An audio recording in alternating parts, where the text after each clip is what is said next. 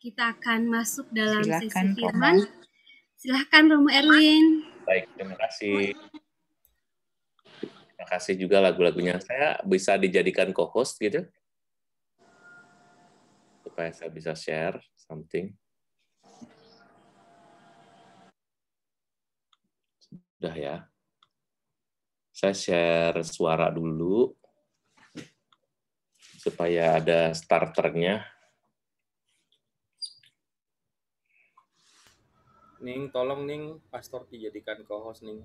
Sudah. Oh, sudah ya? Sudah.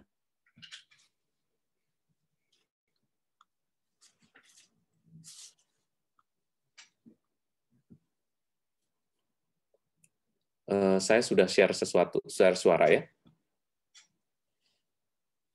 Sebentar. Iya, sudah tershare.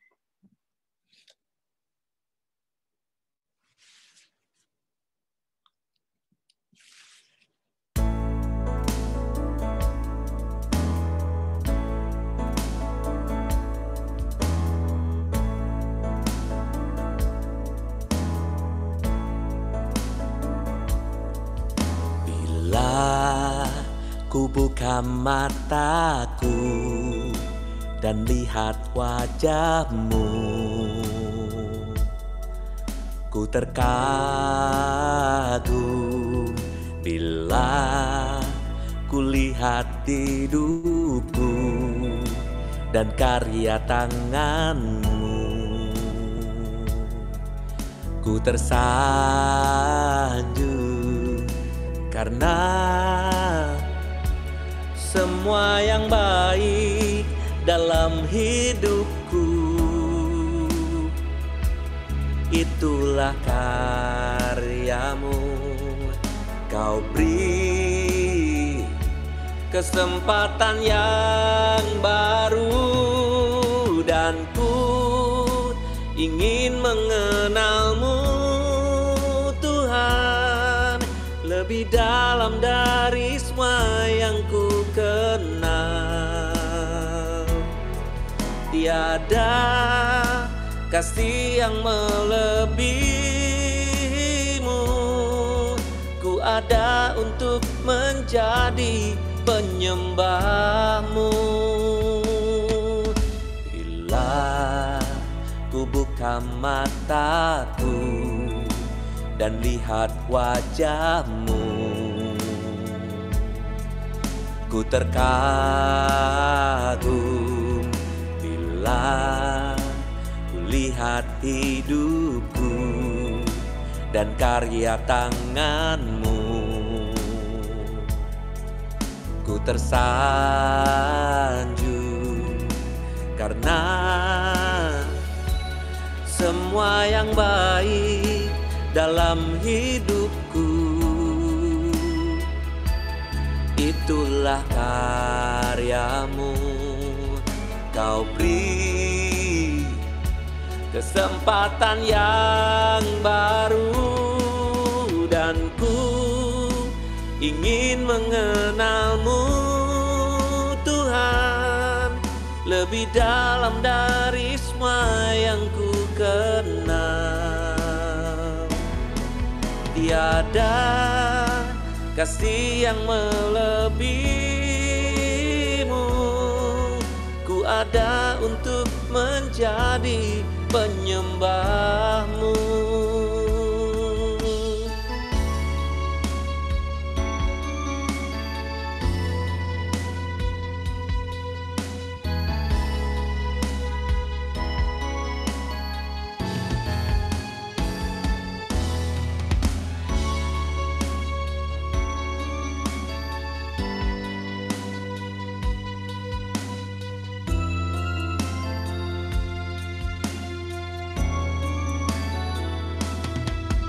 Dan ku ingin mengenalmu Tuhan lebih dalam dari semua yang ku kenal.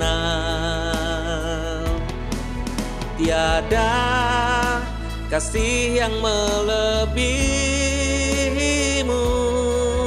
Ku ada untuk menjadi penyembahmu.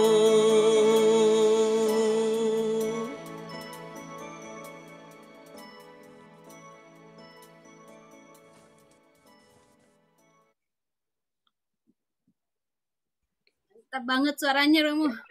Mantap. Bisa request satu lagi lagu. Waduh, luar biasa suaranya. Thank you. Agak tinggi ya, sebentar. Ya. Kita pakai mixer. Usaha nih demi orang Palopo. Baik, Romo. Ya. Terima kasih Bapak Ibu, teman-teman semua yang terkasih dalam Yesus Kristus. Selamat tahun baru buat kita semua. Di tahun baru ini kita juga mendapat inspirasi baru, terutama makin kenal siapa Tuhan kita, makin tahu bagaimana cara menyebutnya, makin mengerti bagaimana menyebutnya, tahu, kenal, mengerti, dan nanti akhirnya kita bisa menjadi penyembah Tuhan yang benar gitu. Lagu tadi kan berjudul Mengenalmu ya. Jadi kalau kita makin mengenal Tuhan, kita makin mengerti Dia, doa kita tuh nggak serampangan.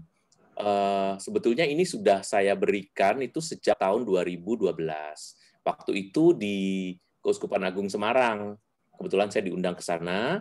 Terus tahun 2020 kemarin diundang lagi untuk konvenda, tetapi untuk plus ya, ada beberapa keuskupan. Mungkin dari Palopo ini ada yang ikut kayaknya waktu itu, sehingga kemudian mengajak saya untuk, Romo boleh kasih nggak di sini? Oh boleh, saya bilang di mana aja boleh. Dan yang terpenting buat saya adalah setelah ini paling nggak kita tuh menaruh hormat, kita itu mendisiplinkan diri kita sendiri. Sebetulnya untuk berdoa kepada Tuhan itu ada rules of the game-nya gitu loh, bukan Tuhan tuh suruh memahami kita terus gitu, kayak apa ya, kayak Tuhan tuh diminta sama kita, Tuhan pasti ngerti lah, kita nggak tahu apa-apa. Masa sih udah seumur segini masing-masing ya kan, Tuhan masih suruh ngerti terus, kapan kita ngertinya Tuhan gitu. Misalnya seperti doa-doa kita. Nanti jangan marah ya, kebetulan pasti ini yang biasanya lebih banyak kena itu adalah WL-nya nih biasanya. Tapi saya tidak mengevaluasi WL sama sekali, enggak tuh ya. Dari Nining ini enggak saya evaluasi. Saya mengevaluasi pada umumnya gitu. Jadi ini kok kayaknya kurang bersih ya. Jadi saya mengevaluasi orang pada umumnya. Saya mengevaluasi bukan mengevaluasi sebetulnya, itu lebih ke meluruskan ya.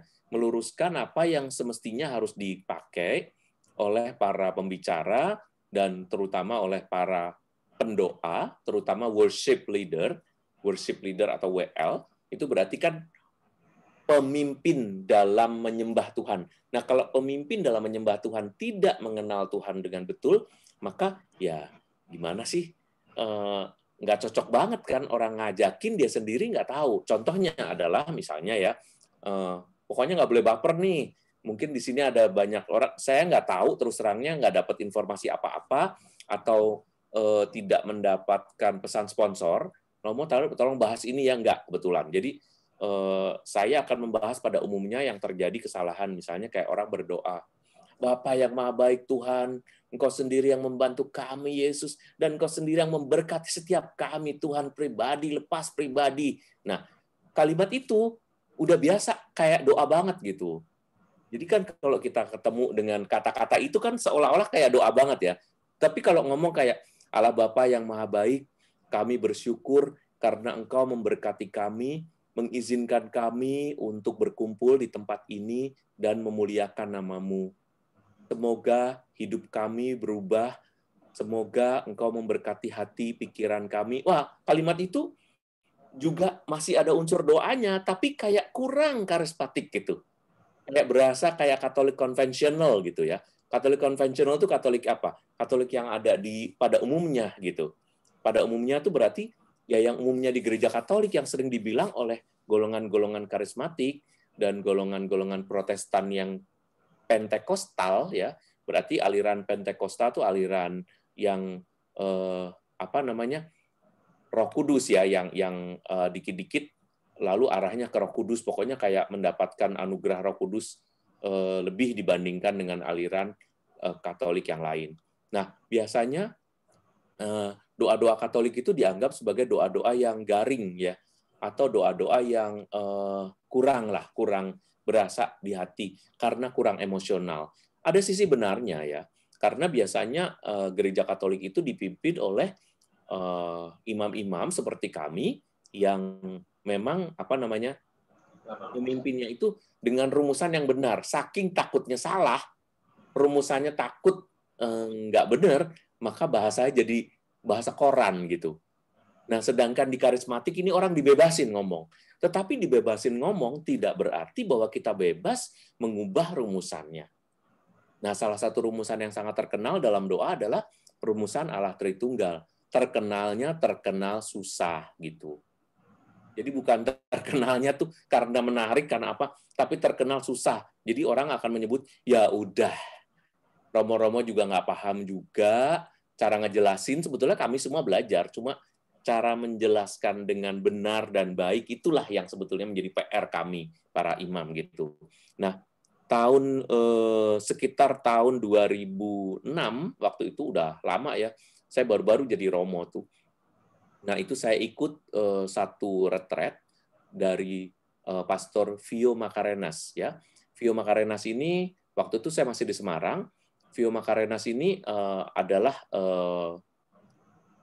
pastor yang secara khusus tentang ajaran iman. Nah, dia memberi kepada para Romo itu retret sepanjang 5 hari.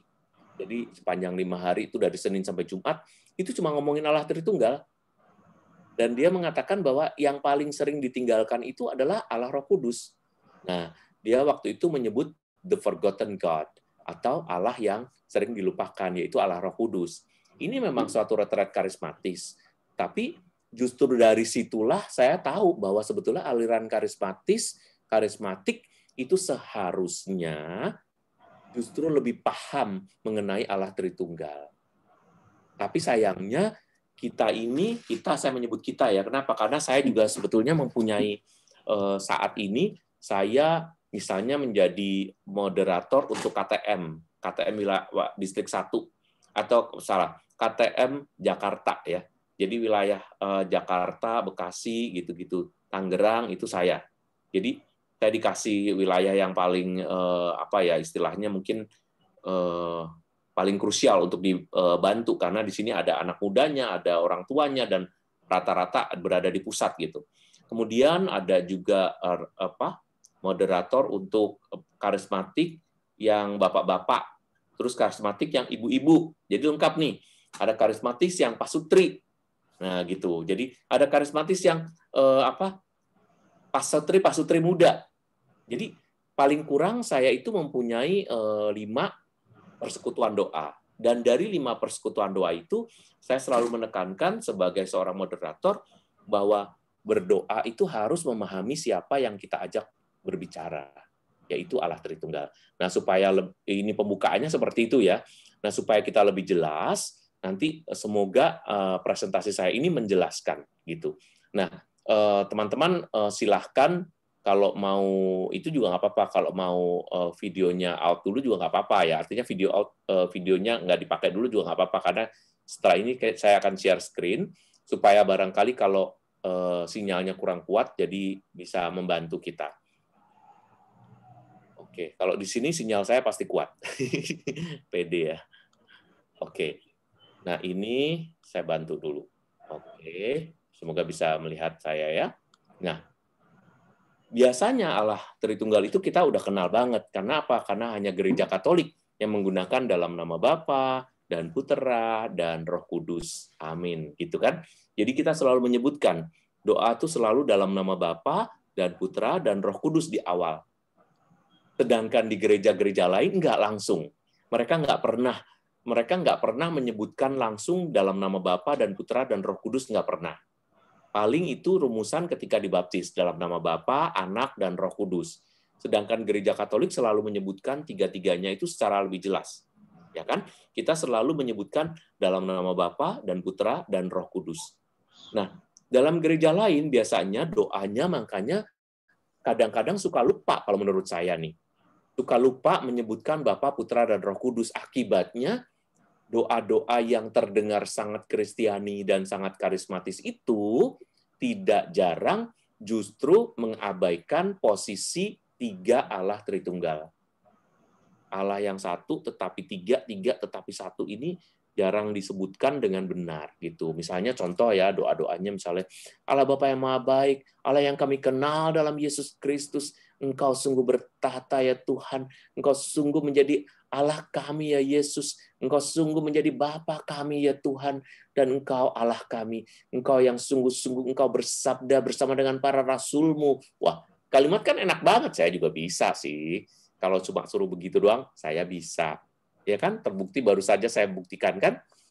Tetapi yang barusan itu mengandung unsur-unsur ketidaktahuan. Kenapa? Engkau yang kami sebut dalam nama Yesus Kristus, benar. Tetapi yang kita sebut dalam nama Yesus Kristus itu, ya Yesus. Kita nggak pernah menyebut Bapa dalam nama Yesus Kristus. Kita tidak pernah menyebut Bapa dalam nama Yesus Kristus. Tetapi kita bisa berdoa dalam nama Yesus Kristus. Benar. Tapi kalau Allah Bapa yang kami sebut dalam Yesus Kristus, nggak usah. Bapa sendiri gitu. Dan kalau kita menyebutkan misalnya tadi ya, Engkau adalah Bapa, Engkau Tuhan kami, Engkau dulu pernah bersabda bahwa Engkau mengutus para murid-Mu. Lah, Bapa nggak punya murid. Yang punya murid itu Tuhan Yesus. Makanya kalau kita nggak kenal, ngomongnya kayaknya benar, ngomongnya kayaknya oke, tapi di kita sendiri aja nggak masuk. Kita sendiri kayak kurang berasa gitu, kayak nggak nyambung. Kenapa? Karena ceritanya nggak benar.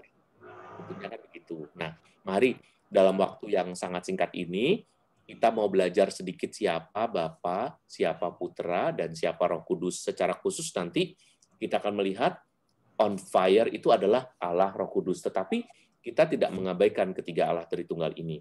Kita memanggilnya sebagai dengan hormat dan intim. Itu saya kasih tanggal ya. 28 September itu pertama saya kasih di Konvenda kemarin. Nah, Bapa dan Putra, Bapa memberi kehidupan dan perencana semua yang ada di dunia ini. Dan Bapa sering disebut sebagai Allah. Jelas dulu ini ya. Jadi, Bapa itu adalah pemberi kehidupan. Sedangkan Tuhan Yesus, kalau dibilang akhirnya memberi kehidupan, iya betul. Tetapi kita kenal yang memberi kehidupan, yang menciptakan sejak awal itu, tokohnya adalah Bapa. Yesus adalah Allah manusia, yang adalah firman Allah. Firman-Nya si Bapa itu. Pelaksana, sahabat, Tuhan, dan guru kita. Kita nggak boleh bilang, Bapak, Engkau adalah guru kami. Salah, gitu. Bapak, Engkau adalah sahabat kami. Salah. Yang menjadi sahabat itu adalah Tuhan Yesus. Kenapa? Karena Bapa sudah menganugerahkan Tuhan Yesus sebagai sahabat, sebagai Tuhan, sebagai guru kita, sebagai saudara kita juga boleh, ya, sebagai pelaksana, dan Dia adalah Firman. Kita nggak bisa menyebutkan Bapa sebagai Firman. Bapa, Engkau adalah Firman. Salah. Bapa bukan Firman. Firman-Nya Bapa itu adalah Yesus, gitu. Contohnya misalnya kayak gitu, ya. Dan kemudian Allah yang ketiga yang tidak kalah pentingnya adalah Allah Roh Kudus. Allah ini disebut the forgotten God atau Allah yang sering dilupakan. Karena sering dilupakannya itu kenapa? Karena kita ini manusia yang sensibel. Kita ini manusia yang berdasarkan indera. Indera apa? Penglihatan, penciuman, ya kan? Indera sentuhan, indera pendengaran, dan sebagainya. Kita mempunyai indera, tetapi Allah Roh Kudus tidak bisa kita indera. Tidak ada baunya, tidak ada fisiknya, kita tidak bisa melihatnya, sehingga makanya sering dilupakan. Sedangkan Allah Bapa dan Allah Putra itu nggak ada fisiknya sama sekarang ini, tetapi kita bisa menggambarkan. Kalau Allah Bapa itu seperti ini biasanya nih. Di dalam gambar ini tuh Allah Bapa yang tengah tuh ya. Itu Allah Bapa itu digambarkan pasti seorang yang tua gitu. Jadi sedangkan Yesus lebih muda gitu biasanya, dan Allah Roh Kudus kayak cuma tambahan kan di atas kan gambarnya karena burung. Dan kita lebih enak berdoa kepada Bapa dan Putra daripada kepada Allah Roh Kudus. Kenapa? Karena rupa dan bentuk. Nah, Yesus memberitahu para murid bahwa akan ada penolong yang lain, yaitu Allah Roh Kudus ini. Maka kalau kita tidak berdoa kepada Allah Roh Kudus dengan benar, kita tidak mendapatkan pertolongan rohani sebetulnya. Dan nanti kita harus tahu bahwa zaman sekarang ini, saya udah ngomong di awal ya, zaman kita ini adalah zamannya Roh Kudus. Kenapa? Karena Yesus sudah selesai pekerjaannya, kemunculannya, ya, dan dia akan datang lagi pada hari terakhir. Tetapi Allah, Immanuel, selalu menyertai kita dalam Roh Kudus-Nya. Tuh, Yesus mengatakan, aku akan pergi, tetapi jangan takut, karena aku akan memberikan seorang penolong bagimu. Jadi kalau disebut seorang penolong, berarti dia pribadi. Penolong, ya kan? Penolongnya siapa? Allah Roh Kudus. Hebat kan? Tetapi justru kita sering menyebutnya dengan kurang pantas, atau bahkan melupakan itu. Nah, beberapa ayat yang bisa kita lihat adalah dari 2 Korintus 5 ayat 19. Allah mendamaikan dunia dengan dirinya dalam Kristus, dan kasih Allah dicurahkan dalam hati kita oleh Roh Kudus yang dikaruniakan kepada kita. Kalimat-kalimat ini dalam dua ayat ini menggambarkan adanya hubungan antara Allah Tritunggal. Dari Korintus itu kan ada kata Allah dalam Kristus. Ya kan? Kata Allah berarti di sini ada Bapa dan ada Putra. Dalam Roma 5 ayat 5 dikatakan kasih Allah, berarti kalau menyebutnya Allah doang, itu langsung adalah Allah Bapa. Dicurahkan dalam hati kita oleh Allah Roh Kudus yang dikaruniakan kepada kita. Jadi, di sini ada Bapa dan Roh Kudus. Yang pertama ada Bapa dan Kristus. Makanya Roh Kudus dan Kristus itu selalu terhubung dengan Bapa, karena mereka sebetulnya adalah satu tetapi tiga. Tiga tetapi satu, misterinya gitu. Tidak pernah akan tuntas dijelaskan dengan cara apapun juga. Kerjaannya Allah apa sekarang? Nah, gini. Allah tuh secara garis besar digambarkan seperti ini. Allah Bapa itu menyelamatkan. Dari awal mula dia menciptakan dan menyelamatkan. Di dalam apa sekarang dia menyelamatkan? Di dalam Yesus Kristus. Siapa tokohnya? Oleh Roh Kudus. Jadi rumusannya, keselamatan itu berasal dari sumbernya yaitu Bapa, tetapi kita hanya bisa mendapatkan keselamatan dalam Yesus Kristus, dan yang menolong kita secara harian, yang praktis itu adalah Roh Kudus. Contohnya kayak gini, kita bisa ikut kehendak Tuhan nih. Misalnya kita milih nih ya, saya milih mau divaksin apa enggak, gitu misalnya. Nah, kita kan bertanya sama Tuhan, Tuhan, sebaiknya saya ngikutin pemerintah apa enggak nih? Nah, kalau kita berdoanya kepada Bapa yang memberi keselamatan. Tetapi Bapa itu kita sebut dalam Yesus Kristus. Kenapa? Karena Yesus Kristus yang pernah bersabda, ya kan? Ketika dia berbicara mengenai uang, mata uang, berikanlah kepada Kaisar apa yang pantas untuk Kaisar. Kaisar artinya pemerintah. Dan berikanlah kepada Allah apa yang seharusnya untuk Allah. Jadi kita ikut keselamatan Bapa itu lewat ajaran Yesus Kristus. Tetapi kita nggak bisa ngikutin dia kalau kita nggak dibantu oleh Roh Kudus. Misalnya Roh Kudus itu membantu menguatkan kita, memantapkan kita gitu. Roh Kudus juga mencerahkan kita. Kok bisa saya membuka ini ya? Kok tadi saya tuh nggak mau ikut acara ini? Kok tiba-tiba saya kok sempet? Jadinya saya ikut deh acara dengan Romo Erwin ini gitu. Nah, itu semua adalah karya Roh Kudus, tetapi isi ajarannya dari Yesus Kristus dan keselamatan yang kita tuju adalah dari Allah Bapa. Semoga ini paham ya. Paham? Kalau nggak paham dikit-dikit nggak masalah, karena kita semua belajar bersama nih. Nah, kemudian dari Efesus 1:3-14. Apa itu? Kita baca ya. Terpujilah Allah dan Bapa Tuhan kita Yesus Kristus, yang dalam Kristus telah mengaruniakan kepada kita segala berkat rohani di dalam sorga. Ya, ada dua nih. Allah dan Bapa Tuhan kita Yesus Kristus. Ya, jadi Bapa dan Yesus Kristus. Sebab di dalam Dia, Allah telah memilih kita sebelum dunia dijadikan, supaya kita kudus dan tak bercacat di hadapan-Nya. Dalam kasih, Ia telah menentukan kita dari semula oleh Yesus Kristus untuk menjadi anak-anak-Nya, sesuai dengan kerelaan kehendak-Nya, supaya terpujilah kasih karunia yang mulia yang dikaruniakannya kepada kita di dalam Dia yang dikasihinya.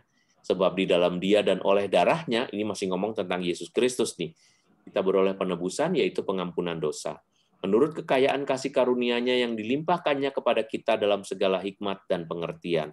Sebab Ia telah menyatakan rahasia kehendak-Nya kepada kita sesuai dengan rencana kerelaannya, yaitu rencana kerelaan yang dari semula telah ditetapkannya di dalam Kristus sebagai persiapan kegenapan waktu untuk mempersatukan di dalam Kristus sebagai kepala segala sesuatu, baik yang di sorga maupun yang di bumi. Aku katakan di dalam Kristus, karena di dalam Dialah kami mendapat bagian yang dijanjikan. Ingat, yang dijanjikan, yang janji siapa? Allah. Tetapi harus di dalam Kristus. Kami yang dari semula ditentukan untuk menerima bagian itu sesuai dengan maksud Allah, yang di dalam segala sesuatu bekerja menurut keputusan kehendak-Nya, supaya kami yang sebelumnya telah menaruh harapan pada Kristus boleh menjadi puji-pujian bagi kemuliaan-Nya. Di dalam Dia, kamu juga, karena kamu telah mendengar firman kebenaran, yaitu Injil keselamatanmu, di dalam Dia, kamu juga ketika kamu percaya, dimeteraikan dengan Roh Kudus yang dijanjikannya itu. Dan Roh Kudus adalah jaminan bagian kita sampai kita memperoleh seluruhnya, yaitu penebusan yang menjadikan kita milik Allah untuk memuji kemuliaan-Nya.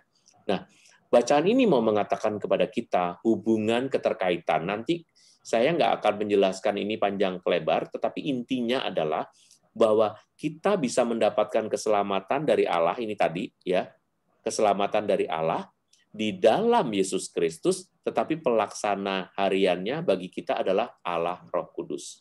Ya, nah, yang dijanjikan dan Roh Kudus adalah jaminan bagian sampai kita memperoleh. Kan kalau sampai kita memperoleh seluruhnya, itu berarti kan setiap hari sampai kita dapat.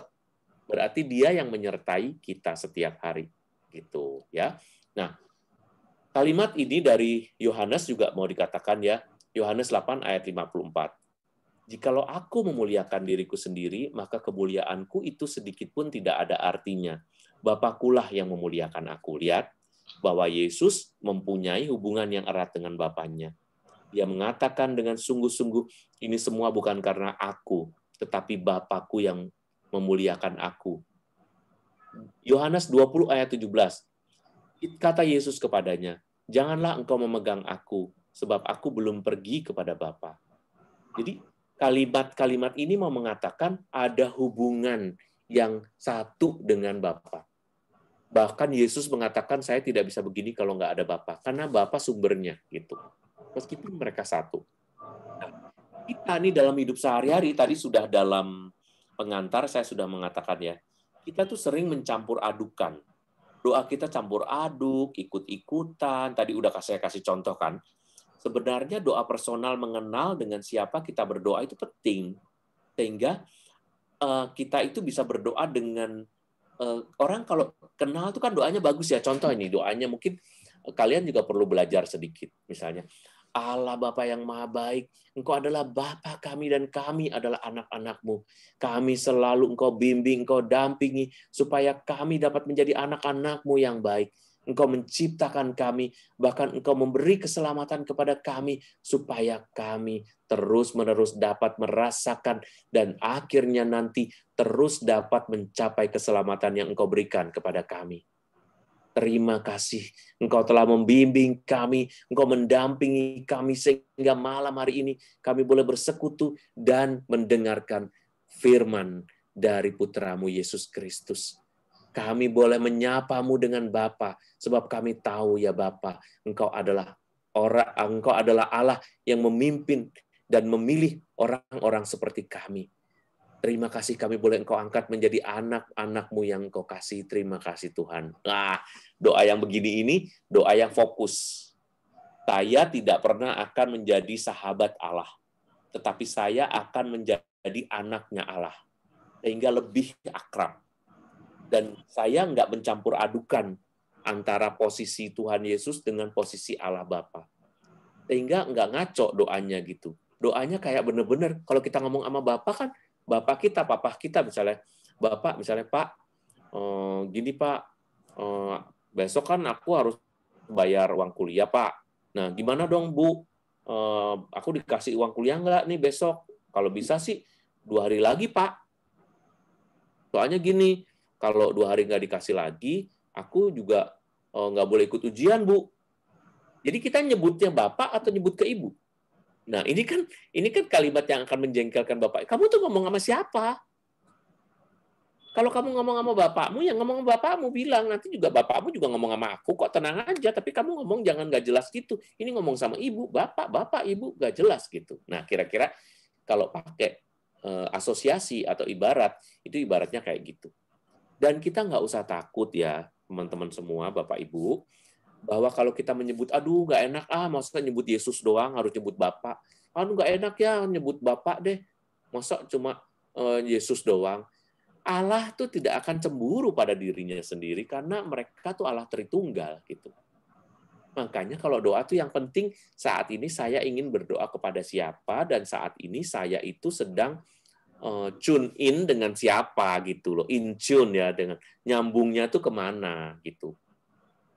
Nanti saya akan sampaikan juga sebetulnya hal-hal yang biasanya sering didoakan. Misalnya kita minta kesabaran, ya doanya bilang dong sama Allah Roh Kudus ya, Allah Roh Kudus berilah aku kesabaran supaya karena dia bilang dia menjanjikan kepada kita atau kita pengen bijaksana, biarlah engkau merahmati kami ya Allah Roh Kudus supaya kami dapat bijaksana menangani persoalan ini dan dapat memilih dengan benar di antara banyak pilihan yang saling menggoda kami. Kami percaya ya Allah Roh Kudus, engkau akan memberkati kami. Wah itu udah nggak usah nyebut-nyebut Bapa, nggak usah nyebut-nyebut Yesus, nggak apa-apa. Mereka nggak bakal cemburu, santai aja gitu. Ya, nah Yesus adalah penampakan Allah yang jelas. Ini paling gampang nih. Kalau kita ngomong tentang Yesus, gambarnya tuh jelas banyak kayak gini, ya nggak sih? Kita punya gambaran, oh Yesus tuh mukanya nggak mungkin bulat kayak saya. Oh, Yesus itu udah jelas orang Timur Tengah. Jadi wajahnya ada unsur-unsur bulenya, tetapi dia nggak pernah digambarkan dengan rambut bule. Pasti rambutnya tuh kecoklat-coklat tuaan atau paling tidak rambutnya hitam. Yesus tidak pernah digambarkan sebagai orang yang gemuk, misalnya kayak gitu. Sehingga Yesus penampakannya ya jelas begitu itu. Maka kalau ditemukan kain kafan Turin atau apa lagi, harus seperti itu. Kalau Yesusnya tiba-tiba digambarkan bulat, orang nggak terima. Kayak pernah ada penelitian di National Geographic ya, bahwa Yesus digambarkan seperti orang berkulit hitam. Ya terserah, situ mau percaya, nggak penting juga. Tetapi kita tidak bisa percaya, kita nggak bisa berdoa membayangkan Tuhan Yesus yang dari Afrika misalnya begitu. Meskipun itu mungkin secara sejarah juga mungkin benar, kita nggak tahu ya kan. Tetapi kita nggak bisa lagi. Kita dalam imajinasi kita Yesus ya begini ini kira-kira gitu ya. Nah, Yesus pergi dan penolong lain itu datang. Ini adalah Allah Roh Kudus pasti yang sering digambarkan dengan burung ya, burung merpati. Para murid menaruh harapan dan percaya meskipun tidak tahu siapa yang dimaksud oleh Yesus. Tapi sekarang kita tahu bahwa yang dimaksud oleh Yesus itu sebetulnya adalah Allah Roh Kudus. Allah Roh Kudus adalah digambarkan seperti burung merpati. Burung merpati itu putih warnanya dan sering digambarkan membawa berkat. Daun hijau itu biasanya adalah daun hijau itu harapan. Jadi daun hijau memberi harapan akan kehidupan yang baru gitu. Nah, itu biasanya simbol-simbol. Tapi Allah Roh Kudus itu banyak sebetulnya ya. Digambarkannya banyak sekali. Nanti saya akan menjelaskan lebih jauh mengenai Allah Roh Kudus. Rumusan doa kita sering menghibur dan entertain aja, tetapi kita berbicara sendiri dan emosi sendiri. Kita perlu bertanya, apa saya sedang berdoa dengan pribadi Allah? Kayak tadi misalnya contoh aja yang paling sebentar saya tutup dulu ya, supaya Anda bisa melihat ekspresi saya. Misalnya ketika kita berdoa kepada Allah, kita bisa bilang ke dia, ya Allah Bapa yang Maha Baik, Engkau yang saat ini kumpulkan kami dan Engkau yang selalu memberkati kami dengan rahmat-Mu. Waduh, ini sampai mukanya ketekuk-ketekuk ya. Dan juga kalimatnya tuh harus ditekan-tekan begitu. Tetapi sebetulnya apakah yang itu yang mau disampaikan? Jangan-jangan kita ini emosi-emosi sendiri, tetapi kita nggak paham dengan siapa kita sedang berdoa. Jadi kadang-kadang doa kita itu seperti sedang masuk dalam wilayah doa dan harus begitu. Padahal enggak loh, teman-teman. Ya, yang disebut kita berdoa itu tidak seperti yang kita pikirkan itu. Contohnya ya, kami percaya Tuhan saat ini Engkau sedang membuka berkat-Mu dan Engkau curahkan semua malaikat-malaikat-Mu. Engkau buka tingkap-tingkap langit dan Engkau curahkan rahmat-Mu bagaikan hujan berkat. Waduh, kalimatnya bagus, menghibur, makanya entertain tadi. Tetapi Anda tahu nggak tingkap-tingkap langit kalau dibuka? Tingkap langit itu hanya dibuka pada saat hari terakhir. Mau. Emang udah siap. Pede banget. Tingkap-tingkap langit dibuka. Dalam sejarah, mana ada doa-doa membuka tingkap-tingkap langit? Coba dicari di kitab suci. Ada nggak? Nah, saya sarankan, saran loh ini loh ya, tidak ada unsur bahwa ini dosa loh. Ya kalau mau menjalankan dan udah tahu itu kurang dipahami, diterusin ya silahkan, nggak apa-apa ya. Tetapi kalau saran saya, udah nggak usah pakai doa begitu-begitu. Kita aja nggak paham ya kan? Emang you paham tingkap-tingkap langit itu apa? You paham gitu? Mencurahkan rahmat-Mu, Engkau tutup bungkus dengan darah-Mu. Yang ditutup bungkus apa? Apakah memang ditutup bungkus itu sesuatu yang harus didoakan gitu? Kira-kira? Tutup bungkus kami supaya kami sembuh, supaya kami jauh dari corona. Tetapi dia nggak pakai masker. Dia misalnya ngomongnya tutup bungkus. Kata S-nya tuh banyak karena saking emosinya. Tutup bungkus kami. Dan itu yang terjadi di gereja-gereja yang akhirnya terkena COVID-19. Bukan karena doanya yang salah, tetapi tidak mendarat. Kalimat-kalimatnya hanya entertaining, tetapi nggak cocok dengan apa yang dimaui oleh Tuhan. Ya kan? Terbukti kan? Tuhan tidak bisa dipakai untuk sulap-sulapan. Tuhan tidak bisa dipakai untuk magic-magican. Tuhan tidak bisa dipakai hanya untuk mujizat-mujizat yang kamu harapkan, hanya yang keluar dari emosi, tetapi kita tidak sungguh-sungguh mengenalnya. Bahkan kadang-kadang doa singkat, doa biasa aja, kata Tuhan Yesus, kalau doamu tidak panjang-panjang, doamu tidak bertele-tele, doa itu penuh kuasa. Kalau didoakan dengan percaya. Nah, gimana kita bisa percaya orang yang namanya tingkap langit aja kita belum pernah lihat? Kenapa kita ngomong pakai tingkap langit, ya kan? Dan kita harus selalu mengatakan juga, berikanlah berkat kepada kami pribadi lepas pribadi. Loh, ini aja namanya persekutuan doa. Benar nggak sih? Orang yang bersekutu kan union. Union itu kan komunitas. Komunitas itu komunal. Komunal itu yang kesebar-sebar, dikumpulin jadi satu. Lah kok pas berdoa, berkatilah kami pribadi lepas pribadi. Lah malah suruh lepas. Tolong jangan percaya kalimat saya. Tetapi pahami, benar nggak gitu caranya.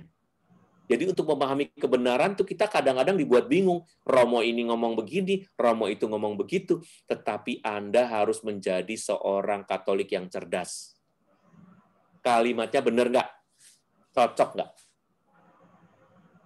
Kita tidak hanya entertain orang. Ini bukan suatu kalimat yang entertaining, yang motivasional, bukan. Tuhan Yesus tidak pernah mengatakan sesuatu yang motivational talk, tetapi dia mengatakan sesuatu yang benar. Dalam nama Tuhan Yesus yang disalibkan itu, kata para rasul, sembuh kamu. Enggak usah pakai, engkau saat ini Tuhan, engkau curahi kami rahmat-Mu, engkau berikan kepada kami, engkau ini, engkau itu, panjang sampai orang melihat, dan sampai kadang-kadang bergetar, apalah, segala macam. Para rasul enggak pakai begitu-begitu loh, tetapi mereka siap mati. Dalam nama Yesus yang tersalib sembuh. Enggak pakai Mbak Bibu. Ya kan?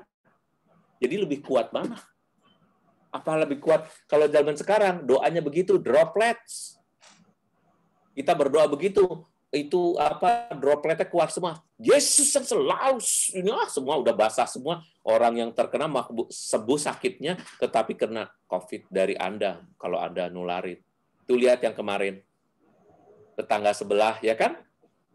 Ya, ininya bagus, berapi-api, hasilnya nggak bagus. Kenapa? Mungkin ya, karena tidak memahami bahwa manusia itu hidup di dalam dunia dan harus di dalam dunia itu kita memakai hukum-hukum duniawi.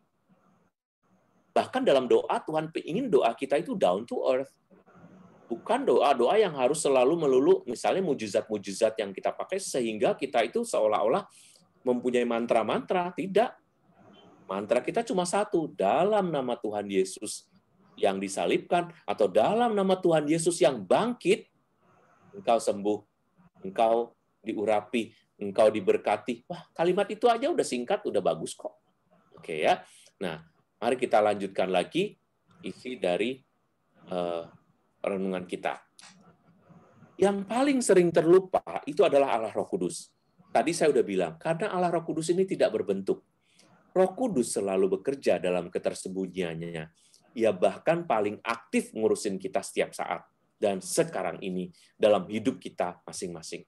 Terus saya kasih garis. Kenapa? Kalau kita mau menyebutkan bahwa zaman sekarang ini adalah zaman Roh Kudus. Kalau saya mau menyebutkan ada 3 tahap dalam hidup bersama Allah ya di dunia ini. Saat yang pertama sebelum Tuhan Yesus datang itu adalah saatnya Allah Bapa. Di situ Allah Bapa sendirian berbicara ya. Di situ tidak banyak disebutkan peran Yesus pasti belum lahir ya kan. Jadi yang ngomong selalu Allah Bapa melalui nabi-nabinya, hakim-hakim, raja-raja, melalui pemimpin karismatis, dan itu pemimpin karismatis itu seperti Musa misalnya. Nah, itu dia berbicara di sana. Dan kemudian pada zaman Tuhan Yesus selama 33-34 tahun, Tuhan Yesus yang berkarya. Tetapi setelah Yesus mati dan bangkit, dia bilang, aku kembali kepada Bapa dan jangan khawatir dan jangan takut, kepadamu akan diberikan seorang penolong yang lain, seorang counselor, ya, seorang penghibur dan seorang penolong itu adalah Roh Kudus. Nah, sejak masa Yesus naik ke surga itu, kita masih menunggu sampai kedatangan Kristus yang kedua. Maka saat ini itu adalah saatnya di zaman itu, yaitu zamannya Allah Roh Kudus. Tetapi aneh bin ajaib, kita justru jarang menyebutkan atau bahkan nggak pernah. Allah Roh Kudus tuh mungkin hanya bagian yang sering dicurah-curahkan aja. Curahkanlah rahmat Roh Kudusmu, curahkanlah kepada kami Roh Kudus. Seolah-olah Allah Roh Kudus tidak bisa berdiri sendiri. Nah, teman-teman sekalian, Allah Roh Kudus itu bisa didoakan sendiri. Jadi kita bisa berdoa, ya Allah Roh Kudus, kami percaya bahwa Engkau selalu menyertai kami setiap hari. Engkau merahmati kami, bahkan di dalam Engkau sendiri. Kami menemukan jalan terbaik. Kami bisa membaca isi pikiran hati Allah ketika Engkau memimpin kami. Bahkan ketika kami berdoa dan salah berdoa, Engkau sungguh memperbaiki dan menyempurnakan doa-doa kami. Wah, betapa hebatnya Allah Roh Kudus sekarang, bayangkan. Kita doanya salah aja dikoreksi sama Dia. Kita nggak bisa berdoa, Roh Kudus yang berdoa. Itulah sebabnya Allah Roh Kudus itu menyertai kita sampai sekarang. Bahkan kita pengen memahami kata-kata dari Yesus Kristus dalam kitab suci, kita nggak ngerti. Allah Roh Kudus sudah menyempurnakan. Tiba-tiba kita mendapat terang, bisa. Makanya orang-orang yang menerima Roh Kudus itu adalah orang-orang yang berbeda. Mereka disebut orang-orang yang mempunyai hidup baru. Maka kalau kita disebut orang-orang yang biasa merasa diberkati oleh Roh Kudus, satu hal yang penting adalah kita harus berbeda. Punya hidup baru, paling tidak kita bersemangat, dan semangat kita adalah semangat yang baru untuk terus melayani Tuhan dan memberi kesaksian yang baik. Kalau kita tahu dan kita harus mengalami, baru kita kemudian hidupnya akan berubah. Jadi jangan merasa kadang-kadang ada kelompok karismatik tertentu ya yang belagu atau sombong gitu dengan mengatakan dirinya lebih dekat karena aku bisa berbahasa roh. Paulus sendiri mengatakan bahasa roh nggak penting kalau kamu tidak tahu isinya. Yang jauh lebih penting adalah Roh Kudus itu sendiri. Karena orang-orang yang berbahasa roh harus ada penerjemahnya. Orang-orang yang berbahasa roh baru mengalami fenomenanya. tetapi fenomena itu harus sampai pada penerapan, harus sampai pada buktinya. Jadi tidak apa-apa kalau seperti saya terus terang tidak mendapat karunia berbahasa roh. Dan saya merasa saya tidak berkurang hidup Kristiani saya tetap percaya pada Allah Roh Kudus. Setiap kali saya berdoa, saya merasakan, saya pengen, misalnya saya menyebutkan syahadat para rasul yang dikandung dari Roh Kudus, saya tetap nunduk karena saya tahu dia Allah. Karena saya tahu dia sungguh dan pantas dihormati. Dan memang dia adalah penyelenggara hidup saya saat ini. Luar biasa ya kalau begitu ya. Nah, campur tangan Roh Kudus dalam hidup kita itu adalah hadir dalam cita rasa iman. Cita rasa iman tuh kayak ngerasa nyambung sama Tuhan, ngerasa pengen berdoa, ngerasa nyaman berdoa, itu cita rasa iman. Dan bantuan Roh Kudus tambah kuasa mengajar gereja. Kuasa mengajar itu magisterium ya. Kuasa mengajar itu misalnya oleh Bapak Paus, dokumen-dokumen gereja, oleh akhirnya nanti semuanya oleh Bapak Paus dan para pemimpin-pemimpin gereja, kita menerima wahyu ilahi untuk dihayati. Bahkan ketika kita membaca kitab suci, orang-orang yang mendapat pencurahan Roh Kudus itu jadi merasa nyaman membaca kitab suci. Kalau kita bosan-bosan terus membaca kitab suci, terus kita bilang kita sudah mendapatkan terang Roh Kudus hanya karena kita sudah mendapat karunia berbahasa roh. Ada banyak karunia yang disebutkan di sana.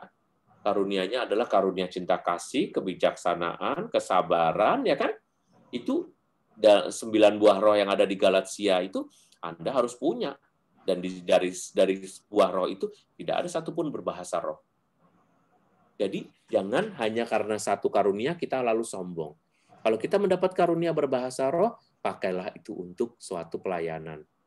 Kalau kita sanggup, kita bisa berbahasa roh, berarti Tuhan memberikan kepada kita kepercayaan apa yang harus kita lakukan.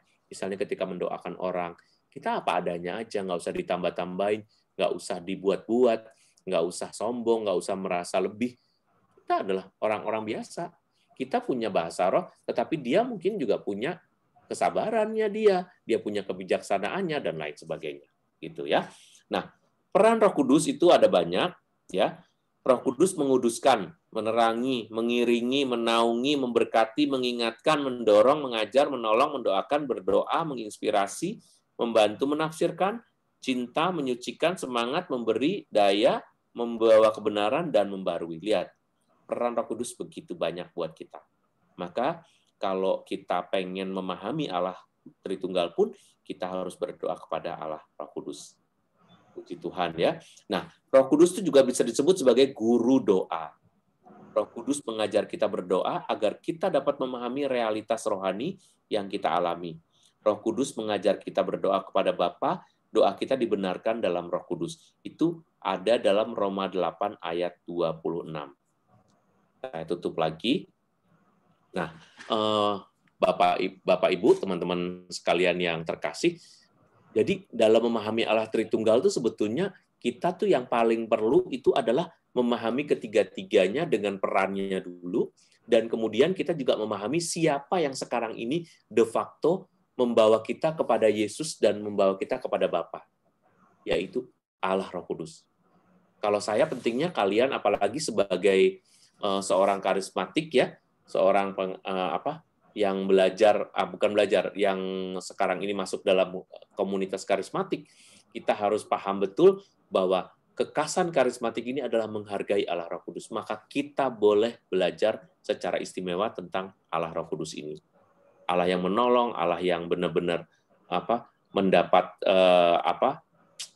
pantas mendapatkan penghargaan dari kita dalam setiap doa.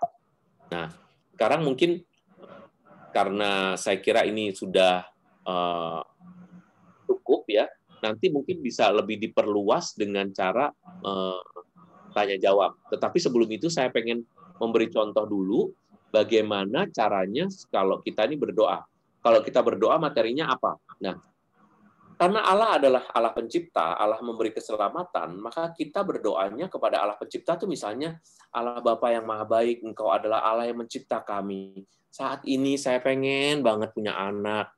Saya udah lama nggak punya anak. Saya pengen Bapa, kalau Engkau percayakan seorang manusia bagi kami, Engkau percayakan anak-anak bagi kami, berikanlah kepada kami rahmat-Mu, kayak gitu-gitu. Nah, itu bisa kita omongin ke Bapa. Kalau misalnya kita punya penyakit, siapa yang harus menyembuhkan? Ya, yang jelas yang menyembuhkan adalah Tuhan Yesus.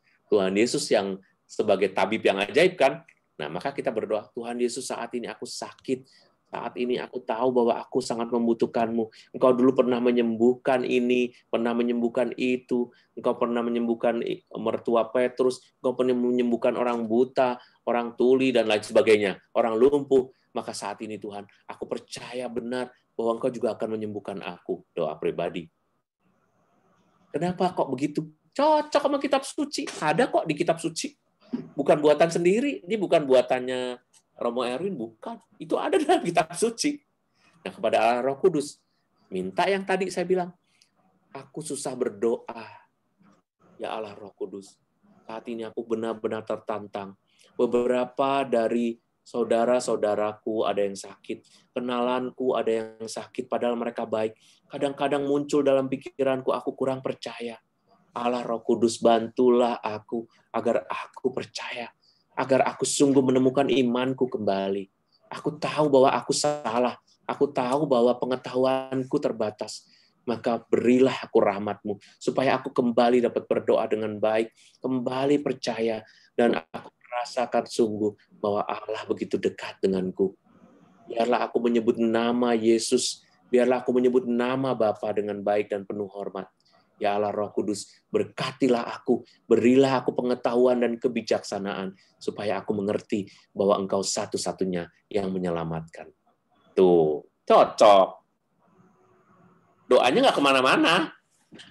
Aku lagi nggak sabar nih, anak-anakku disuruh belajar online, susah.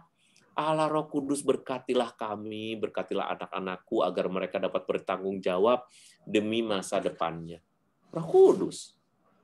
Dari mana Romo Allah Roh Kudus? Ada kok tadi. Di kitab suci ada. Lihat aja kalau nggak percaya. 9 buah roh masih kurang. Kan ada di Galatia 2, ya kan? Mau berkata apa lagi? Nah, Tuhan Yesus menyembuhkan ada. Allah Bapa menyelamatkan ada. Itu dalam kitab Perjanjian Lama semuanya tuh Allah Bapa menyelamatkan. Yang disebut Allah sebagai Yahweh ada. Jadi apa pasalnya? Kita nggak tahu. Nah, sebetulnya begitu. Dan ingat, tadi saya sudah mengingatkan, jangan sering mencampur adukan antara ketiga Allah ini dengan kalimat-kalimat yang nggak nyambung, yang kita buat karang-karang sendiri. Boleh mengarang, tapi kalau saya sarankan kita sederhana aja, nanti lama-lama akan pinter kok. Saya aja misalnya, saya terus terang kan dulu tuh saya mengenal karismatik itu justru sesudah saya menjadi seorang seminaris. Jadi sebelum saya menjadi seorang seminaris, saya ada Katolik biasa waktu saya masih OMK, saya nggak ikut karismatik manapun. Saya juga baru tahu setelah saya masuk seminari karena direktur seminari kami seorang karismatik. Nah, ketika dia mengajak saya, pertama saya heran, ini ngapain sih? Orang teriak-teriak, orang nyembuhin, begini, ada bahasa roh, aduh saya serem waktu itu ya, saya ingat waktu di Jogja di Kalurang. Tetapi setelah dalam waktu yang berjalan, saya makin tahu ya, Gereja Katolik sangat membutuhkan karismatik ini. Supaya apa? Supaya iman itu jangan hanya lewat akal atau otak, tetapi terutama adalah lewat rasa. Dan ketika kita berdoa kepada Allah Roh Kudus, rasa kita diundang untuk hadir. Gitu.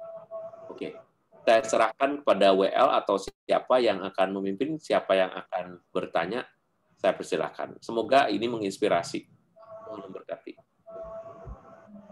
Sangat menginspirasi Romo, karena saya sendiri tuh setiap kali berdoa tuh ya, kalau kita biasanya ya Romo ya, yang gampang tuh buka puji syukur atau pada bakti cari doa yang sudah ada. Kalau mau yang aman-aman kan ujungnya. Tapi pas habis baca, aduh bosan gini-gini terus doanya. Garing ya. Garing Romo. Nah, tapi ternyata ya hari ini tuh mulai terbuka. Saya pernah dapat satu kali bahwa berdoa itu fokus, kalau ke Allah Bapa ya Bapa, kalau Roh Kudus. Cuma baru hari ini dapat Bapa itu doanya gini, Roh Kudus itu doanya harusnya seperti ini. Kadang campur-campur. Boleh sih bersama-sama, tapi agak jelas itunya, agak jelas apa namanya perannya masing-masing gitu. Misalnya ya, Bapa, kami berterima kasih karena Engkau telah menghadiahkan Yesus Kristus kepada kami. Dia yang sudah mengatakan kepada kami supaya jangan takut dan percaya kepadamu. Saat ini Bapa, kami percaya sungguh akan Engkau. Dan kami berterima kasih karena kelahiran putramu Yesus Kristus. Nah boleh, karena kita ngomongnya, tapi jelas bahwa kita sedang ngomong sama Bapa gitu. Oke. Baik, pasti yang lain nih mungkin ada yang mau ditanyakan seputar berdoa. Karena ini nih hidupnya kita, hal yang kayak kaki dan jalannya kita ini doa. Jadi harus kita tahu benar ini.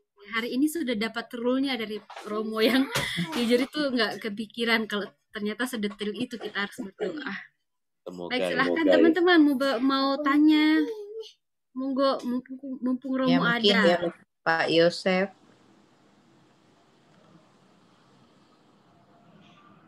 Ya, mungkin saya hanya mau tadi sebenarnya sudah betul ini adalah pembaruan bagi saya pribadi, semakin mengerti tiga pribadi itu yang mempunyai fungsi masing-masing.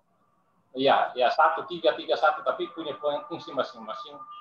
Dan terus terang memang jujur kadang-kadang doa itu masih campur aduk, menyebut Bapa, Yesus dan Roh Kudus.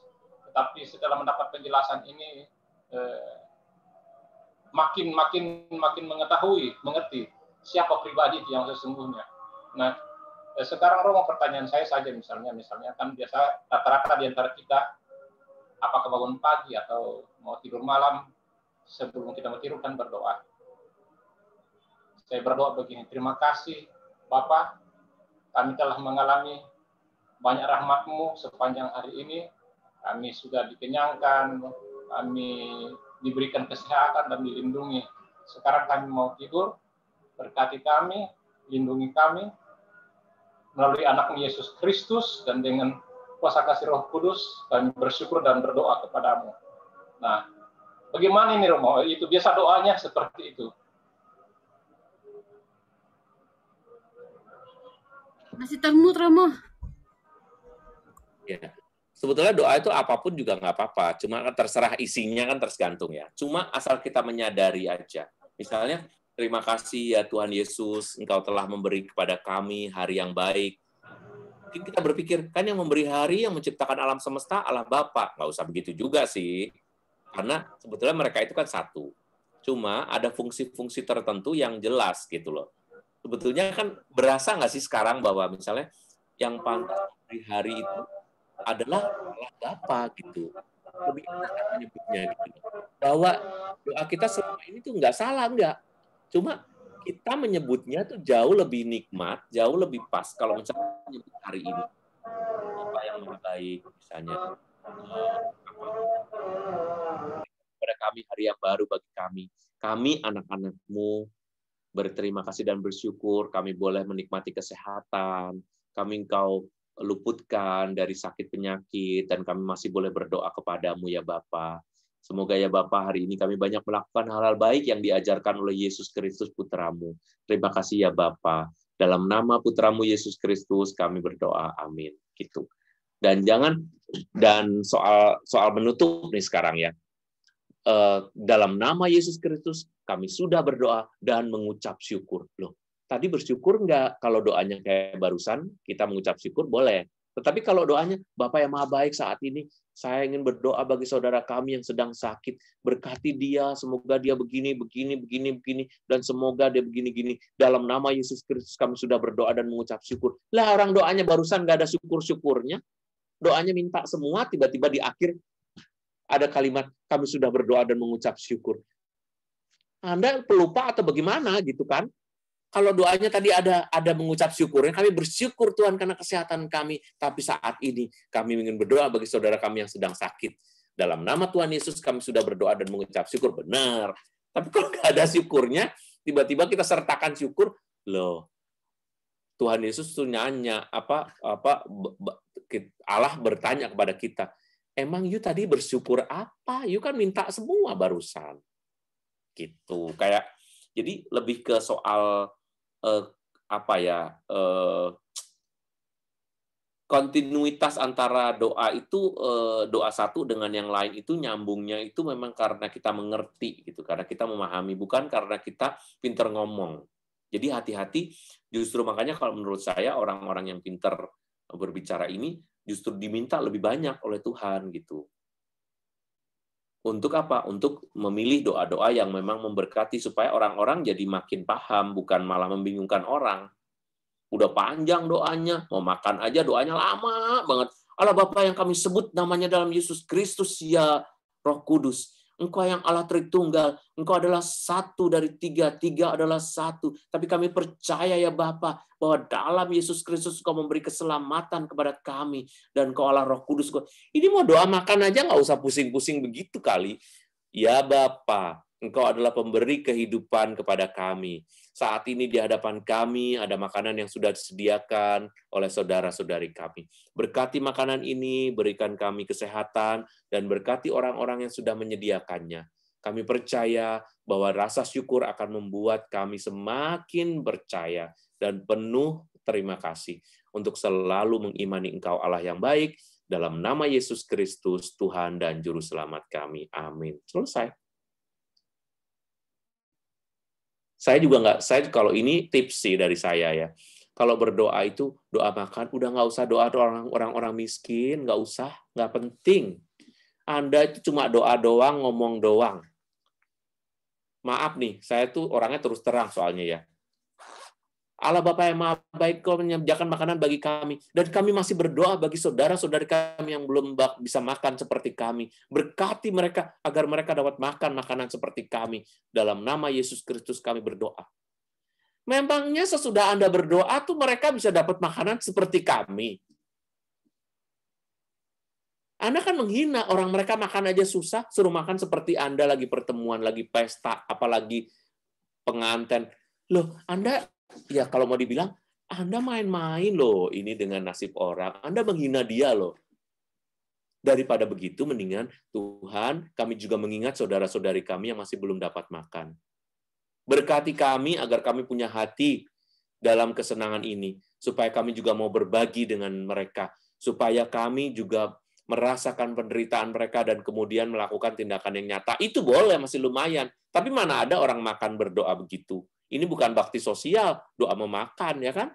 Maka udah nggak usah doain orang miskin. Kecuali Anda memang lagi datang ke panti asuhan, ke panti jompo, atau lagi memberi bakti sosial orang miskin, baru ngomong.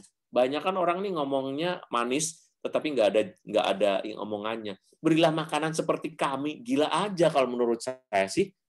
Lah orang mereka miskin banget. Makan yang normal aja nggak bisa, itu makan seperti kami. Nah, maka nggak nyambung. Kayak gitulah misalnya. Terima kasih. Terima kasih, Romo. Itu berat. Ya kadang-kadang juga, Romo. Ya, kadang-kadang juga di doa makan gitu juga kadang ada doa berkati tangan-tangan yang sudah menyediakan. Iya, apa-apa ya?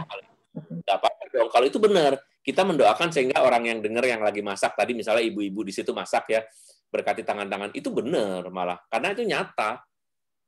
Jadi mereka besok mau masak lagi. Kalau udah masak sampai capek, didoain aja enggak kan gitu. Itu benar kalau itu. Tapi yang doain orang miskin, nggak usah deh kalau buat saya sih ya. Itu cuma basa-basi gitu loh. Benar nggak sih? Karena nggak ada. Kita akan kami berikan pada tukang gerobak, tukang pengemis atau apa baru. Tapi kan nggak pernah ada habis pesta makanannya dikasihin mereka. Lah kok doanya kok seperti itu. Sekarang kalau nggak percaya ya buktikan sendiri. Habis pesta ada nggak orang begitu? Nggak ada. Tapi doanya selalu begitu. Ini Anda tuh berada di Sulawesi ya kan? Kami berada di Pulau Jawa. Ternyata sama kan? Itu gaya orang Indonesia. Nggak ada orang bule nggak ada berdoa begitu. Thanks God for the meal we are about to eat. Bless this food and bless us, bless our gatherings, and we pray, we feel thankful for all you give us. We pray in the name of Jesus our Lord. Amen. Udah. Nggak pernah. We pray for the beggars, untuk pengemis, untuk ini, untuk nggak pernah ada di bahasa Inggris, nggak pernah ada. Coba kalau nggak percaya, doa makan. Jadi sebutin misalnya ya, prepare for the meal in English prayer. berdoa kepada orang miskin. Karena itu doa cuma omong kosong. Kayak basa-basi, hospitality lah buat kita. Enak di sini, tetapi kalau orang miskin dengar, ya elah lu ngomong doang, kapan kita kebagiannya? Kayak gitu deh. Cuma sekilas saja. Hari ini kayaknya ditambahin banyak banget, Romo. Hal yang unpredictable gitu, Romo. Kita nggak kebayang itu yang akan dibahas. Oh, ternyata benar-benar hal yang hampir dilupakan, tapi ternyata krusial dalam kehidupan beribadah kita. Hanya memperluas kesadaran aja bahwa doa kita itu adalah ya doa ngomong. Kalau saya ngomongnya nggak benar kan salah dong, benar nggak sih? benar. Kalau saya ngomongnya nggak benar kan salah kan. Kalau saya ngomong sama Anda aja sebagai manusia loh nih, saya ngomong ya, saya itu sebetulnya dulu adalah anaknya raja. Saya dulu pernah, sebetulnya saya keturunan dari yang orang kan ketawa. Bener serius nih Romo nih, ya elah. Itu baru ngomong sama orang. Lah ngomong sama Tuhan kita penuh dengan basa-basi begitu, Tuhan udah tahu kata Tuhan. Makanya kalau ngomong jangan bertele-tele. Semakin bertele-tele, mungkin bagi Tuhan adalah semakin omong-ngomongmu, kata-katamu itu semakin banyak nggak benernya. Emang kan orang kalau banyak omongan banyak nggak benernya kan? Tetapi kalau ngomongnya jelas, praktis, orang juga lebih nyapa. Coba Anda kalau anak sekarang apalagi kalau doanya lama, mana mau mendengarkan? Hanya orang-orang yang pintar berdoa itu biasanya tidak bisa berdoa singkat. Lalu kalau udah nggak ada ide lagi, Bapa yang Maha Baik, kami mengucap syukur karena Engkau telah memberikan kepada kami pertemuan online ini. Berkati kami supaya memahami pertemuan ini. Bapa kami yang ada di surga, dimuliakanlah namamu, datanglah. Supaya doanya nggak pendek. Padahal sebetulnya kalau emang udah selesai, ya udah selesai. Memang maunya berterima kasih dan bersyukur. Kalau udah selesai, ya udah toh. Ngapain sih? Bapa kami lah, salam Maria lah. Hanya untuk menunjukkan bahwa doamu tadi tidak panjang. Seolah-olah ada standar bahwa kalau berdoa tuh minimal 2 menit baru disebut berdoa. Enggak, orang kalau udah makan, sekarang Anda bayangin ya ketika orang berdoa. Anda harapannya doanya panjang apa pendek? Gitu aja. Terapkan hukum emas. Di dalam dunia ini terapkan hukum emas. Kayak Tuhan Yesus selalu ngomong, apa yang kamu ingin orang lakukan kepadamu, lakukanlah kepada mereka. Dan apa yang orang ingin tidak dia lakukan kepadamu, jangan lakukan. Itu kan hukum emasnya Tuhan Yesus tuh ngomong begitu. Ya kan? Itu namanya the golden rules yang dibuat oleh Yesus. Maka kalau kamu aja nggak suka dengerin doa-doa yang panjang nggak jelas, you jangan berdoa panjang-panjang. Apalagi kalau mau makan, bau-bau asapnya, bau aromanya udah di situ. Anak-anak udah mau duduk tenang aja udah bagus, misalnya kita makan di rumah sekarang. Saat ini kami berkumpul di meja ini, dan kami percaya Engkau berkati pribadi lepas pribadi, dan Kau kumpulkan nasi-nasi ini dari banyak bulir-bulir padi, dan Kau kumpulkan dari persawahan saudara-saudari kami kaum petani. Berkati para petani kami, berikanlah panenan yang baik. Lah ini cuma mau makan doang. Bahasanya pakai segala macam panjang kali lebar. Anak-anaknya udah mulai gatal-gatal. Amat. Ini baru berkati para petani. Habis petani, berkati tukang selipnya, ya kan? Habis berkati selipnya, berkati tukang tokonya dong. Toko kelontongnya di mana kalian beli, ya kan?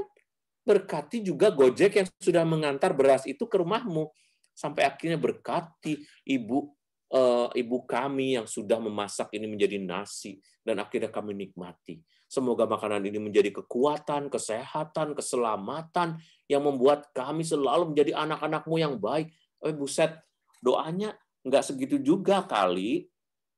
Malah doanya jadi kayak orang Farisi, semuanya harus disebutkan gitu. Tuhan Yesus kan membahas itu. Kenapa? Karena kepanjangan. Kepanjangan berarti nggak fokus. Nggak fokus berarti fokusnya bukan doa, tetapi membuat dirimu terangkat. Nih loh, aku pintar berdoa. Tapi kalau orang yang tidak punya intensi supaya, jadi kalau Yohanes bilang, engkau harus semakin besar, aku harus semakin kecil. Kalimat yang terkenal. Jadi ketika aku berdoa, aku ya seperti orang yang kecil. Tuhan kami ini tidak berguna, kami orang yang tidak. Maka dia bilang, lihat nih orang yang di belakang itu. Ya, lihat orang yang di belakang itu. Dia berdoa dari tadi nggak ngomong-ngomong, cuma menepuk dada. Mea culpa, aku orang berdosa, aku orang berdosa. Tapi Tuhan Yesus bilang, doanya lebih didengar daripada Farisi yang begini-begini. Orang Farisi itu kalau berdoa sampai hari ini tuh masih, kalau pernah ke Holy Land ya, kalau berdoa itu harus kepalanya goyang-goyang. Itu cara mereka berdoa, tetapi kan kalau lama kan jadinya kan seperti itu. Nah, maka kita harus berdoa dengan sebenar-benarnya, sesederhana mungkin dengan penuh kerendahan hati, kita mencari Tuhan dengan cara mendoakan sesuatu yang lebih sederhana, memang sederhana aja, supaya nanti akhirnya memang tujuan berdoa itu kena pada kita.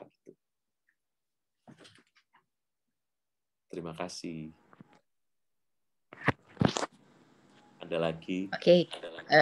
Satu lagi Romo. Tadi terus terang itu kena sama saya. Tadi Romo ngomong, kadang-kadang saya pun berdoa pribadi lepas pribadi. Maksudnya saya itu biar semua pribadi yang ikut itu Tuhan juga boleh berkati. Jadi seharusnya doanya kayak gimana itu.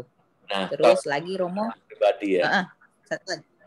Terus kan juga ada di kitab suci dibilang kamu boleh mendukakan Yesus, tapi jangan sampai mendukakan Roh Kudus.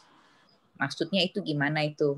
Karena kalau sampai mendukakan Roh Kudus, nanti kamu nggak bisa bagaimana. Itu maksudnya kayak gimana itu, Romo? Jadi kalau yang saya jawab yang kedua dulu, ya, mendukakan Yesus itu berarti tidak bisa mengikuti ajarannya. Yesus adalah firman, ya kan? Yesus adalah firman.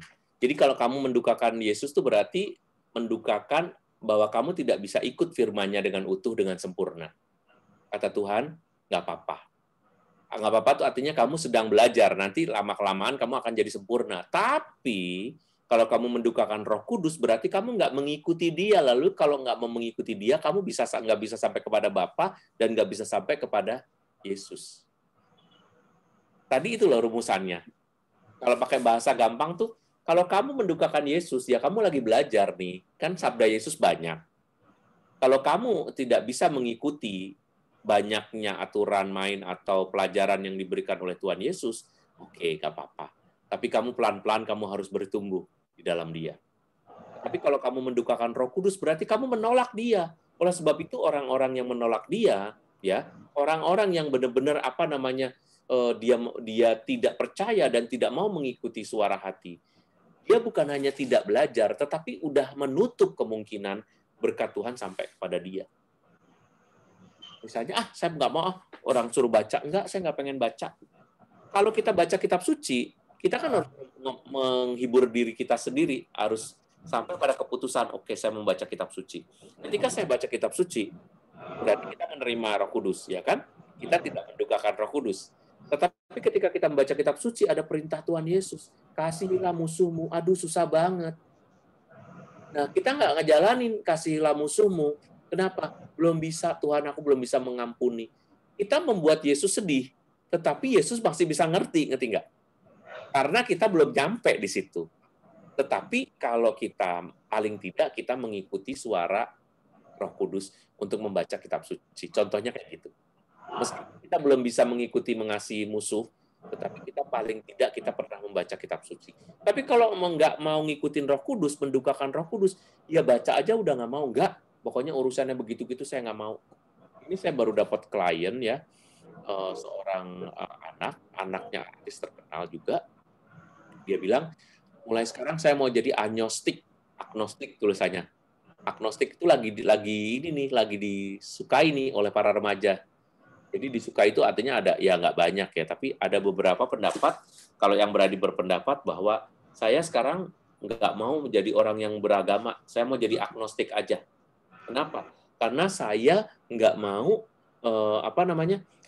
percaya kepada Tuhan, karena orang-orangnya yang percaya sama Tuhan tuh kayak mama, kayak papa, kayak siapa pendeta atau pastor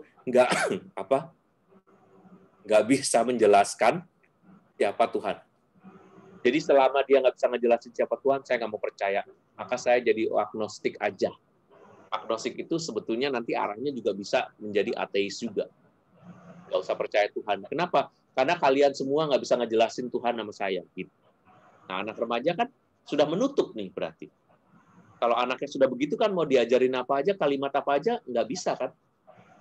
Jangankan mau diajarin tentang Yesus, tentang iman aja udah ditolak sama dia. Kayak gitu deh kira-kira Bu. Roh Kudus sama Yesus itu lebih ke sana. Yesus lebih ajaran, Roh Kudus tuh pintunya. Tadi kan melalui kalimatnya. Ingat nggak yang tadi yang 3 rumusan?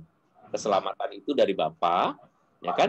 Dalam Yesus Kristus melalui Roh Kudus. Terima kasih Romo pencerahannya ya kami juga. Terus terang saya mengalami kekuatan. Terus terang tadi kan kami ada kelompok doa harian sebenarnya. Ya. Ada dan ini nih saya sudah mengikuti juga PDKK ini. Tapi karena tabrakan dengan jamnya dan kemungkinan saya tidak bisa ikut. Tapi kebetulan ada rekan kami, tim doa kami yang meninggal Aile ini, dan dilakukan misa requiem tadi jam 6. Nah, terus karena diundur doa hariannya ke jam 8, saya bilang, wah, ini saya harus ikuti PDKK. Karena ini saya tim materinya bagus. Dan terus terang saya diteguhkan malam ini, diteguhkan dapat pencerahan yang luar biasa. Sekali lagi, terima kasih, Romo. Terima kasih. Sama-sama, puji Tuhan. Juga saya mohon pamit karena sudah mau jam 8, bergabung dengan tim doa di sebelah, karena kami ada doa harian memang. Jadi, mari, Pak. Terima kasih dan salam selamat tahun baru untuk kita semua. Ya, Tuhan Terima kasih Pak Yosef. Terima kasih Pak Yosef. Terima kasih Pak Yosef. Baik. Hari-hari ini memang tidak ada yang kebetulan, selalu diberikan yang terbaik. Hari ini rasanya semua yang pastor kasih paketan yang padat. Padatnya banyak ya. Padat banyak, dapat banyak. Lain kali kita bisa ketemu lagi ya Romo. Boleh. Apa yang harus dipelajari? Lebih banyak dikasih tahu aja, kalau misalnya pengen tahu bisa ikutin di YouTube karena setiap YouTube itu bahkan sekarang seminggu 2 kali di tiap Selasa dan Jumat. Tapi Jumat itu di Instagram gitu. Jadi soal iman yang baru kemarin tuh juga ngomong soal doa yang Selasa kemarin itu bisa dilihat di YouTube juga, YouTube-nya Erwin Santoso. Jadi dikasih tahu aja Erwin Santoso atau di Instagram yang seperti saya tulis di background ini supaya kita paling nggak pelajaran-pelajaran itu terus-menerus bisa kita dapatkan secara gratis. Benar. Kalau selama ini orang mengatakan saya beragama berdoa benar tapi berdoa dengan luar biasa, ternyata belum tentu doanya benar. Ya, kalau nggak benar nanti jadi emosional aja. Benar. Ya paling besar sih itu Romo, mainnya emosional. Saya pun merasakan. Malah setelah mendengar tadi saya mulai ingat-ingat nih. Ternyata saya belum memahami dengan benar posisi Allah Bapa, Putra dan Roh Kudus itu dalam setiap doa-doa saya. Jadi kadang tuh amburadul gara-gara nggak ngerti. Iya. Ya, tapi itu pun juga diampuni karena Allah Roh Kudus menyempurnakan. Cuma kan kalau bisa jangan terus-menerus minta dipahami kan. Kita juga kalau bisa naik tingkat, kalau kita bisa lebih berkembang, bertumbuh, kenapa enggak gitu. Ya kan? Doa yang benar itu punya kuasa. Kalau kita paham doa kita tidak akan benar. Ya, betul. Hari ini luar biasa. Terima kasih banyak Romo untuk semua yang dikirimkan. Teman-teman semua, Bapak Ibu, ayo kita ikut. Nanti subscribe YouTube-nya Romo, sekaligus kita bisa dapat banyak pelajaran di sana. Ya, Instagram juga ya Romo, sudah ada tuh Instagram Erwin MSF. Ya. Oke, sip. Nah, malam hari ini jika kita banyak diberkati, ya saya rasa banyak berkat hari ini. Kita mau bagikan berkat-berkat kita bukan cuma ngomong, kita aksi. Saya undang Bapak Ibu yang mau memberikan persembahan kasih untuk mendukung pelayanan Romo Erwin dan pelayanan kita juga di Santa Michael Palopo. Saya mengundang Bapak Ibu untuk mari kita memberikan yang terbaik dari apa yang Tuhan sudah kasih ke kita. Silahkan boleh ditransfer ke rekening PDKK Santo Michael Palopo, nomor rekeningnya sudah tercantum. Bisa langsung scan QR yang sudah terpasang. Nanti juga akan saya share lagi dalam grup. Semua yang terkumpul akan kita gunakan sebaik-baiknya untuk kemuliaan Tuhan. karena tidak ada yang gratis saat ini. Untuk streaming seperti ini butuh pulsa, butuh listrik ya Romo. Banyak yang kita butuhkan. Jadi kita harus saling mendukung. Saya terkesan dengan banyak PDKK yang bisa berkembang karena di dalamnya orang saling mendukung satu sama lain. Salah satu dukungannya yang dibutuhkan adalah materi. Baik Bapak Ibu, untuk minggu depan kita akan kumpul lagi bersama pembicara kita ada Pak John Erwin dari Surabaya di jam yang sama tanggal 21 hari Kamis. Jadi mulai sekarang di tahun ini kita akan berusaha untuk tepat waktu tepat hari Kamis hari Kamis tiap jam 7 malam. Mari kita ajak saudara-saudara kita, kenalan kita untuk kita sama-sama saling membangun di sini. Karena pandemi ini masih butuh support dan kekuatan iman kita. Kita saling mendukung dalam PD ini. Apalagi hari ini kita kehilangan, kita berduka. Salah satu yang membuat kita bisa saling mensupport adalah kalau kita saling mendoakan di dalam PDKK ini. Baik. Dicatat ya jamnya, tanggalnya minggu depan hari Kamis. Baik, untuk mengakhiri, Romo minta tolong doakan kita, dan minta tolong juga doa Romo untuk Bu Aileni. Bu siapa? Aileni, Leni ya. Bu Leni Wahane Yang sedang sakit atau? Udah meninggal. yang meninggal. Oke. Dan masih ada keluarga yang masih sakit. Ada keluarga masih ada yang diisolasi.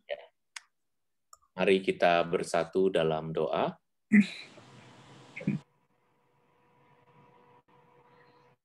Allah Bapa yang Maha Baik, kami percaya Engkau akan mendengarkan doa kami, anak-anak-Mu. Maka kami akan memanggil-Mu sebagai Allah Tritunggal Maha Kudus. Dalam nama Bapa dan Putra dan Roh Kudus. Amin. Bapa yang baik, Engkau telah memberi kesempatan kami untuk berkumpul sebagai satu gereja. Pertemuan anak-anak-Mu pada malam hari ini. Berkati kami, biarlah rahmat Roh Kudus memberkati kami untuk mengerti dan memahami bagaimana kami harus memanggil-Mu, bagaimana kami harus berdoa kepadamu, dan juga kepada Yesus Putra-Mu. Kami ingin agar Engkau sendiri yang hadir melalui Roh Kudus, membuat kami semakin mengerti dan bertumbuh. Saat ini kami juga memohon kesembuhan bagi saudara kami yang sedang sakit. Dan juga kami memohon rahmat-Mu, terutama kepada saudara kami yang sudah Engkau panggil, Leni. Berkati arwahnya, terimalah ia di surga, dan berilah kesempatan kepadanya untuk memandang cahaya kemuliaan wajah-Mu. Semoga doa-doa kami ini Engkau dengarkan, sebab di sana saudari kami membangun gereja yang sama seperti di dunia ini. Kami percaya ini hanya di dalam nama Yesus Kristus, Tuhan dan pengantara kami. Amin. Semoga Allah yang Maha Baik memberkati kita semua dalam nama Bapa dan Putera dan Roh Kudus. Amin. Terima kasih. Terima kasih banyak Romo. Terima kasih Romo. Terima kasih juga teman